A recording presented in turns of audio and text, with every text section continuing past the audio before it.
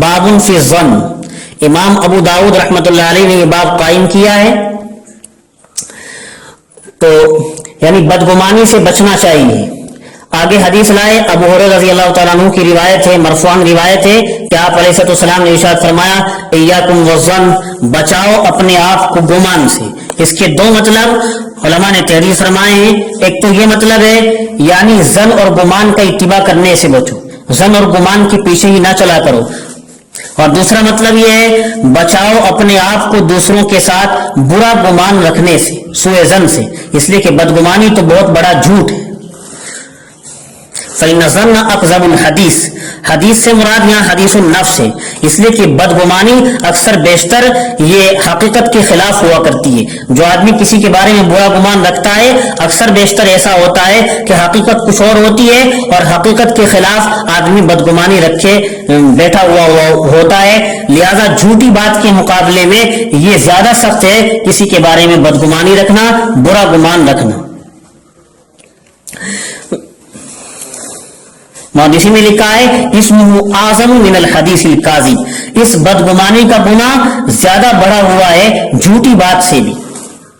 اور آگے حدیث شریف میں فرمایا اللہ کے رسول نے ولا تحسسوا ولا تجسسوا، یعنی لوگوں کے عیوب کی تلاش مت کرو، لوگوں کے عیبوں کو تلاش مت کرو. دونوں لفظ یہ ہم معنی ہی ہیں، دونوں کے ایک ہی معنی ہے. کسی کی جاسوسی نہ کیا کرو، کسی کے عیب کو حیلوں سے اور نہ جانے کن کن طریقوں سے تلاش نہ کیا کرو، کسی کے عیبوں کو اور کسی کی جاسوسی نہ کیا کرو.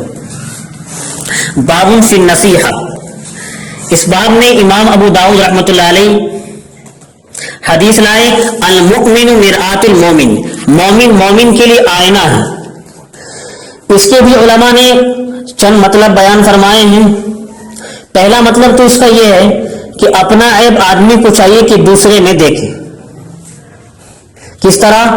یعنی اگر کسی مومن کی خصلت تمہیں بری معلوم تو یہ دیکھو وہ اپنے اندر تو نہیں ہے، اگر ہے تو اس کو دور کرنے کی کوشش کرو. اسی طرح بہت سے عیوب اور بری عادتوں کی اصلاح ہوتی چلی جائے گی.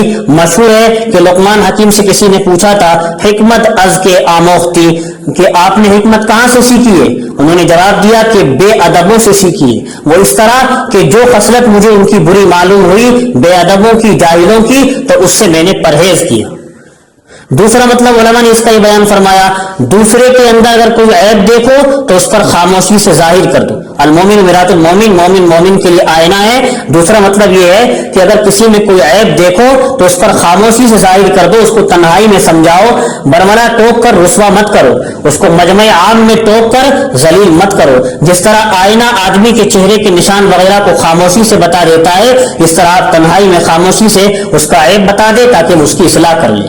اور تیسرا مطلب بھی علماء نے اس کا لکھا ہے وہ یہ ہے کہ ایک مومن کا دل دوسرے مومن کی طرف سے آئینے کی طرح صاف ہونا چاہیے، اس کی طرف سے دل میں بغض اور کینہ اور نفرت نہیں ہونی چاہیے.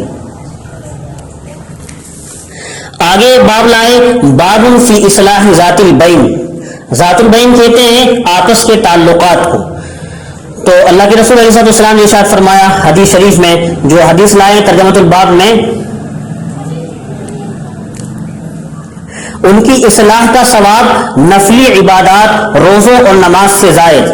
یعنی آپس کے تعلقات کی اصلاح کر لینا، اس اصلاح کا ثواب نفلی عبادات، روزوں، نماز اور نفلی صدقات سے افضل ہے، زیادہ ہے. اور آپس کے احوال کا بگاڑ، آپس کے حالات کا بگاڑ لینا، یعنی بجائے الفت اور محبت کے بغض و نفرت، کینہ اور دشمنی، یہ چیزیں پیدا کرنا، یہ تو موڑ دینے والی خصلت ہے.